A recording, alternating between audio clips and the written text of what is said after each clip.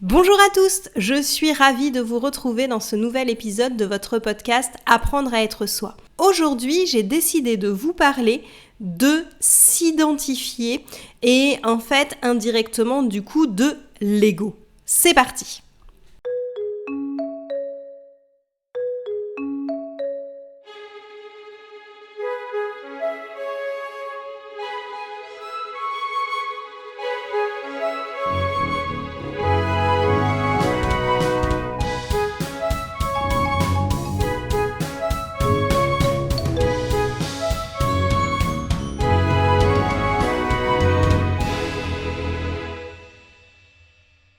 Je pense que ça devrait être un épisode assez court, mais ça me paraissait extrêmement important parce que j'ai eu plusieurs fois dernièrement le cas dans mon entourage et aussi avec les personnes que j'accompagne en coaching individuel de l'identification à quelque chose.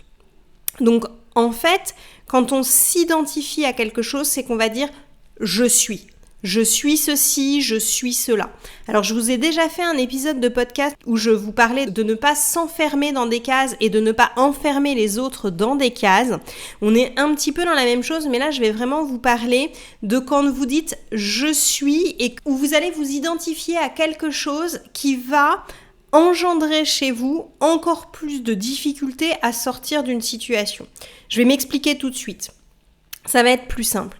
Quand vous dites « je suis dépressif ou dépressive », quand vous dites « je suis malade », par exemple d'une maladie chronique, eh bien, en fait, votre cerveau est en train d'associer vous et la maladie.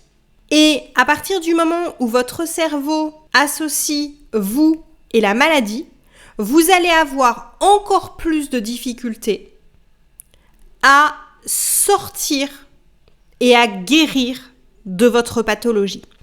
Pourquoi ? Parce qu'en faisant ça de façon répétée, plus ou moins régulièrement, votre cerveau vous identifie à la maladie. Vous êtes dépressif, vous êtes malade.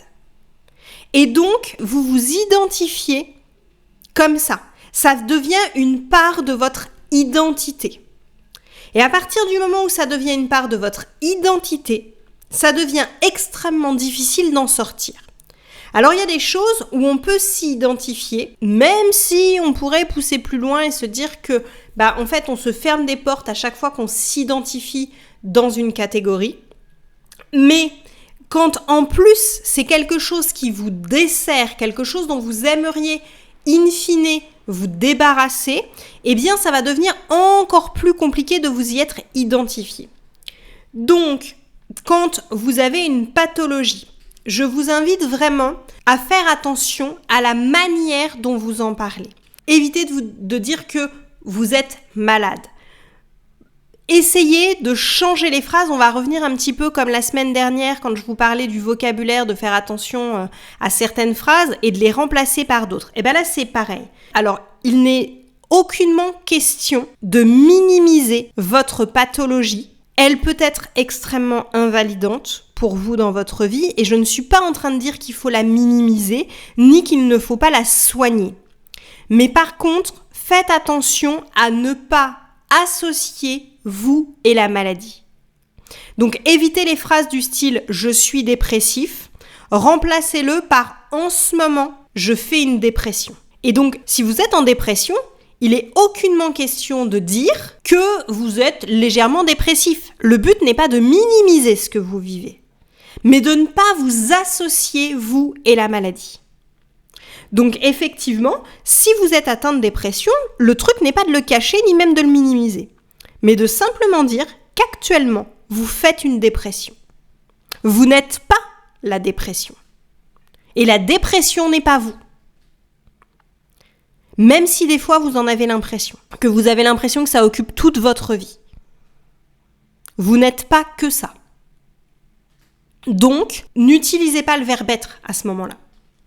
Même chose pour des choses un peu plus légères.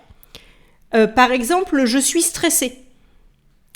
Vous n'êtes pas stressé 24 heures sur 24.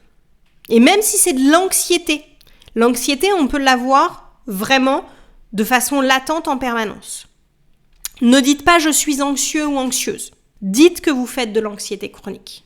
Dites qu'actuellement, votre anxiété est très présente. Dites que votre travail vous stresse. C'est pareil. Si vous avez du stress ou que vous avez une anxiété qui est liée à un domaine précis de votre vie, précisez toujours que c'est dans ce domaine-là. Ça va vous permettre de prendre de la distance avec la maladie, avec votre stress ou votre anxiété chronique.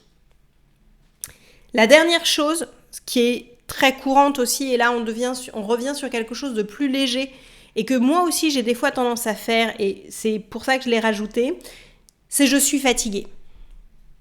Non, actuellement je dors mal, ou actuellement je ressens de la fatigue. En ce moment, machin. Essayez de rajouter toujours cette temporalité qui va vous permettre de ne pas avoir l'impression que c'est quelque chose qui va durer toute votre vie. À partir du moment où vous allez vous dire que vous pouvez en sortir ou que vous pouvez améliorer les choses, vous donnez du pouvoir à vous et à votre cerveau pour aller vers du mieux. À partir du moment où vous placez les choses comme un état de fait, je suis ceci, je suis cela, ça donne quelque chose de très définitif. Et donc votre cerveau n'est plus forcément en train de rechercher une solution pour améliorer les choses. Alors que si vous dites actuellement où je ressens des angoisses fortes par rapport à ça, vous êtes en train de donner à votre cerveau la possibilité d'aller chercher du mieux et comment sortir de là. À partir du moment où vous vous identifiez à quelque chose qui est extérieur à vous, une maladie, de la fatigue, de l'angoisse, du stress, eh bien, vous ne vous dissociez plus. Et donc, à partir du moment où ça fait partie de votre identité, vous allez avoir beaucoup plus de difficultés à pouvoir sortir de l'état auquel vous vous êtes associé. Voilà, je m'arrête là, je vous l'avais dit, ce serait un épisode très court, mais ça me paraissait très important pour les personnes qui ont tendance à faire ces abus de langage et donc à s'identifier à des choses qui sont extérieures à elles et qui sont déjà pesantes. Et du coup, ce qui fait que vous avez encore plus de mal à vous en sortir. Je vous souhaite une belle soirée ou une belle journée en fonction de l'heure à laquelle vous m'avez écouté et je vous dis à très vite pour un prochain épisode. Au revoir!